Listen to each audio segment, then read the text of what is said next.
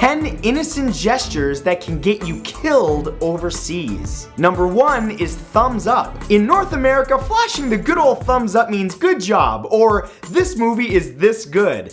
But in the Middle East and parts of West Africa and South America, holding that digit in the air is quite offensive and roughly translates to, I'm going to stick my thumb up your ass. Elsewhere, in Italy and Greece, giving the thumbs up is seen as the equivalent of saying, up yours. Wow, I just realized how awkward it must be for foreign hitchhikers. Hey, would you mind picking me up and driving me into the local town while you sit on my hand?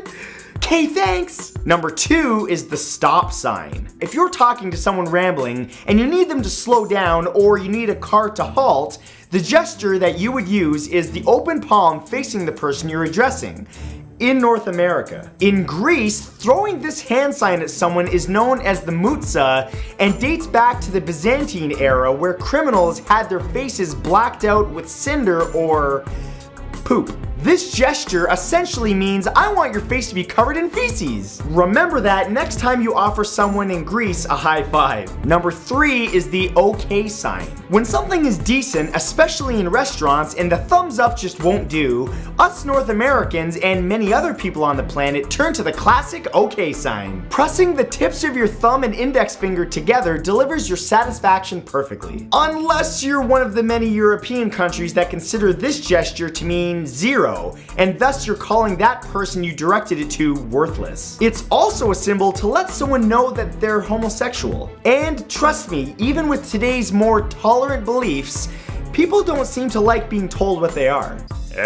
Number 4 is fingers crossed. When you're waiting on an outcome and hoping things will go your way, you'll often cross your fingers, right? It's a sign many lottery players and beauty pageant contestants use to bring them more luck. However, this can also be a sign of untruth, as crossing your fingers behind your back somehow means the lie you're currently telling is okay. Now, all of that is, of course, unless you're Vietnamese. In Vietnam, this symbol resembles lady parts and is taken to mean that you're calling them the horrible C word. No, not cute, but you're close. Number 5 is finishing your meal. In most cultures, when having dinner at another person's home or restaurant, eating every last morsel of food on your plate would be considered polite, a sign that you truly enjoyed the meal you just consumed. However, in China, Thailand, and the Philippines, clearing your plate is the equivalent of saying that was a pathetic amount of food. The best thing that you can do to be polite in these countries is to leave one last bite of meal on the plate, signifying that you were just too full to eat it. Basically, just do the exact opposite of what your mother demanded you do with your green veggies. Oh, but mama, I don't want to eat the rest. I'm just so full. It's so good. Number 6 is the horns. When the band's hot, they're hot. And obviously, you want to tell them how much you appreciate their musical talent by raising your index and pinky fingers to give them the rock on horns. However, you may want to avoid doing this in Italy, Colombia, Portugal, Brazil, and Spain, as this sign says to a man, your wife is being unfaithful and you're blind to it due to your stupidity. Wow, that is a mouthful, and the sign is usually given behind another man's back. You're stupid. What? No, I didn't say anything. Number 7 is beckoning. Giving the old come here by curling your index finger is obviously pretty widely understood. You obviously want whoever you're addressing to approach you, and it's likely they'll get the exact meaning.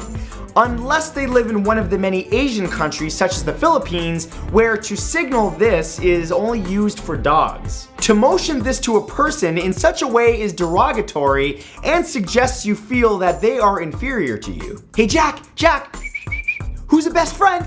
Wanna go out and have some beers tonight, Jack? Come on, Jack. Oh God, he's gonna punch me. Number 8 is the peace sign. Used by Richard Nixon and many a hippie in the post-Vietnam War days, this innocent gesture conveys totally different meanings depending on which way your hand is facing.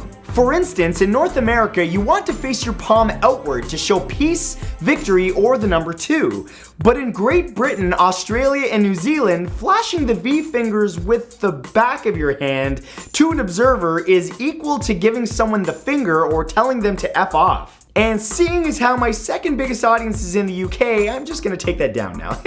Love you. Number 9 is giving an even number of flowers. Sometimes when we want to show someone that we care, we surprise them with flowers. And while this is still true in the country of Russia, you'd best do a quick count of your stems before delivering, because an even number of flowers is only given to someone after they've lost a loved one. Outside of funerals, giving an even number of any type of flower, especially white ones, is to invite death to the recipient, and I'm pretty sure that's not what you're going for to show you care.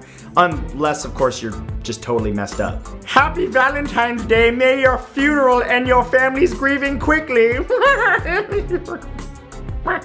And number 10 is giving a gift with your left hand. Speaking of gift giving, this last gesture can get you an evil glare in dozens of countries, and happens after you do something nice. Giving any kind of present with your left hand is considered very rude, almost as if you're presenting it sarcastically and don't really like the recipient. This is largely due to much of the world seeing the left hand as the one used to clean up after doing a number 2. In case you didn't pick up on that, that means it's unclean because that's your ass wiping hand.